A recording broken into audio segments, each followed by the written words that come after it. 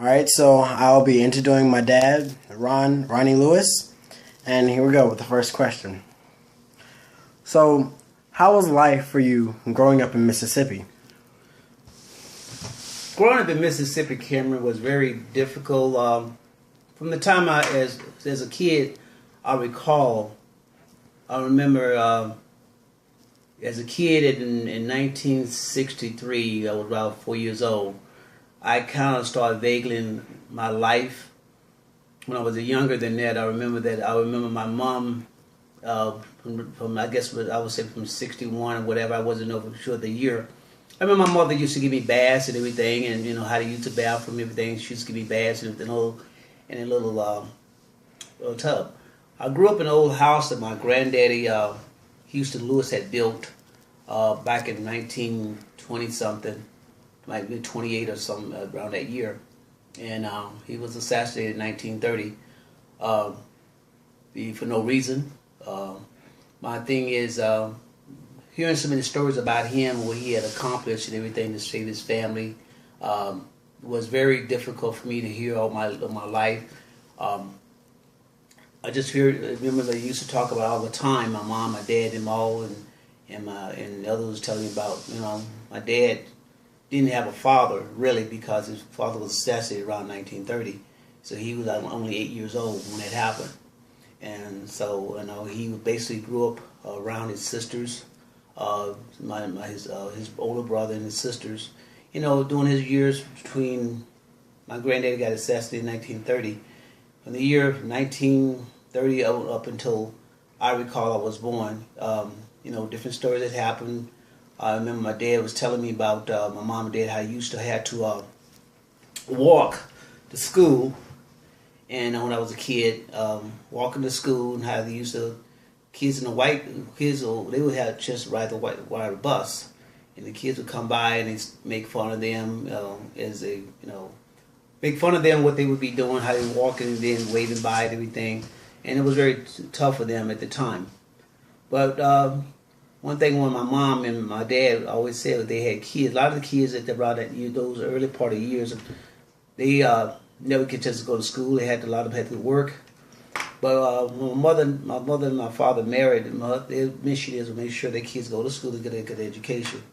I had three other siblings who was older than me, but I was born in around August 1928, 58. I basically remember the years of the 60s and the 70s and the 80s and up until now. During the 60s, I remember, growing up, going to the church at 4 years old, walking to the church. My mother would dress me real nice and fancy. Did not want me to, get dirty and everything. And I remember around 63, and they was always talk about this President John F. Kennedy and everything, different ones. And one day I know that I heard someone say he had got killed, and everybody was crying. I know it was around October, November 1963, and I was saying, why is everybody crying? They said President John F. Kennedy was assassinated and got killed, and my sister, she was looking at him on TV, and everybody was crying about what happened. I saw his funeral and everything. It was a black and white TV, and I got sad. That was really my first time experiencing sadness because, I seen this man, I seen him on TV and everything. I remember in the black and white, him and Nixon and everything was debating and everything, showing pictures that he was assassinated. That was a tragedy because they started crying, I started crying. I remember in 1964, I was too young to go to school, and so my mom, she got a job with this lady. I used to go with her. At the time they didn't have what you call kindergarten school or pre-K schools back then, so the only grade you had was first grade. I don't know nothing about kindergarten, but my mom, my dad, my sisters, everything, they taught me my ABCs at a very young age with numbers and everything. So that's how I learned with colors and stuff. And so basically, I kind of did that with my kids when they got bigger, but as they were young as well. But anyway, the biggest thing I remember was I used to go to work with my mom. I was only like 5 years old, soon to be 6, and I used to play with the ladies' kids, her and her husband's kids, and everything. And back then, we would play different games and everything. And some of the games, I remember this little kid named Johnny, he would always challenge me to do things, running anything. Every time I run him and do anything with him, he turned around and he gets mad. He called me the N-word. And so I knew the N-word was a bad word. And so what happened was I slapped him. I slapped him real hard. We was in the field. I slapped him real hard. I told him, don't call me that. I said, I don't know what that means, but don't call me that. So he ran to his dad.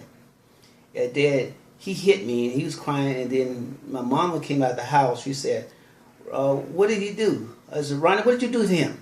I said, Mama, he called me something I didn't like. I don't know what it was, but I just knew it was a bad word. I've heard it before. And the word was the word nigger. I just knew it wasn't a good word that a lot of black people didn't like. You know, there was something that was offensive. I mean, at 4 or 5 years old, I didn't know it was offensive.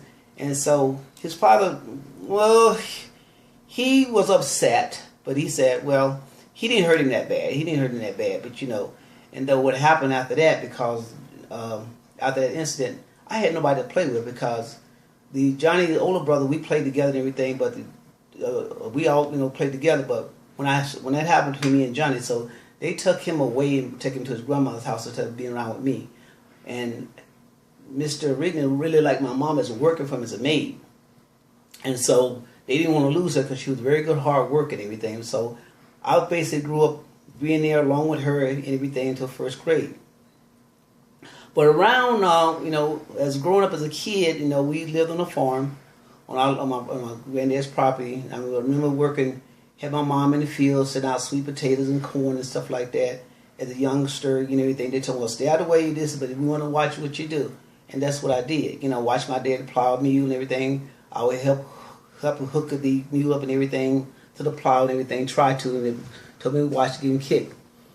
And it was nice fun going up and going to put my foot through the sand and dirt and everything. But the biggest thing that after that, I remember that around May of 1964, I was only 5 years old, and in August I would be going to first grade. I remember there was two white men and a black guy came to my mom and dad's door, and they asked my dad. Said they was talking. I was outside watching, and they was talking to my dad about. I heard the word vote and whatever. It was, you know, the black man, the white man, and come to find out that was James Chaney, and I didn't, you know, and they told me that James Chaney was trying to get them to vote and everything, and so. That was in May of 1964, and then after that, about a month later, they said those guys got missing, and I didn't know. I said, what happened to them? And so all of them know that they said they was missing, and I just recall how the sheriff and the police, the sheriff and the officers and everything, and different people would come. Started searching different properties. I didn't know what they were searching for, but they were looking for. They said those men were missing, and they were looking for their bodies. And so after that, it came out to the fact that they was murdered, and that was a really sad time because I remember those men, you know, coming to my house, and that was the year that happened around June 1964. That August, I was in the first grade. In the first grade was, you know, I remember in the first grade, you know, going to school and everything, and with different kids. And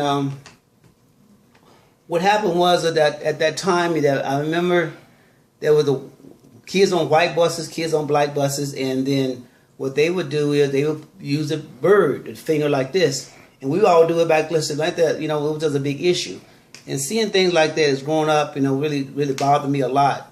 You know, it was a tough life at the time, but you know, my mom, it was very protective of me, and you know, it was a learning experience for me, Cameron. All right. So the second question says, was racism or violence ever directed to you personally? Yes. I remember there was this man that owned a store. When we would go to the store, my dad would go to the store and we would buy groceries and stuff like that. He would look at all of us. And, you know, the black guy, look at all of us, my dad and all of us. He knew my dad. Sometimes my dad would buy food and stuff on credit. And then one day I was coming out of the store. I had a real bad cold. And he said, my mom gave me some tissue or something. I think we were going to school that day or something. We had stopped at the store before we went to school. And then he said, the man, he said, Mr. Cook, Mr. Smith, he said, and I got some tissue out of and I was in the store getting some candy. You know, at that time, candy was on like Kissies and stuff like that on 1 cent, 2 cents or whatever. And then one day he told me, he said, boy, what you got in your pocket? He was hoping I would steal something. He could chance he would whoop me because he had whooped, this white man had whooped another black kid not too long ago. And he really didn't like me. He didn't like me and my brother and everything. He just didn't like black kids at all. And plus he knew what happened to my granddaddy too. So the situation was that I